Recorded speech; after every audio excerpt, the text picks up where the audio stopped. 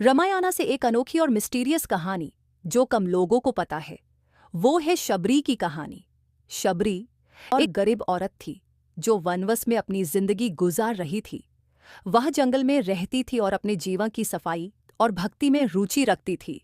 जब श्री राम और लक्ष्मण उनके जंगल के रास्ता से गुजर रहे थे तो शबरी ने उन्हें अपने आश्रम में बुलाया। वह अपने दिल से राम की भक्ति करती थी और चाहती थी कि उनका दर्शन हो। शबरी ने उनके लिए बेकार और खट्टा मीठा झाड़ी के बेरीज चुने और उन्हें सफाई से अपने मुंह से चख कर राम के लिए भेजे। यदि यह बात समझ में आए कि एक वृद्ध और गरीब औरत के लिए यह काम सामान्य नहीं था।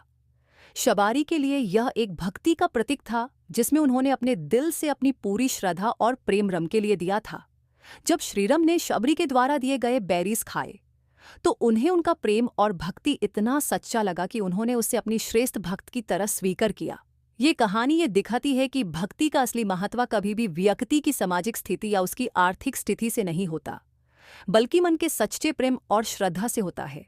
इस कहानी का एक मिस्टीरियस और अद्भुत पहलू ये है कि शबरी के जो बेरीज थे उन्हें पहले खुद अपने मुंह से चख लिया था, जो उस समय के नियमों के अनुसार आवश्यक नहीं था।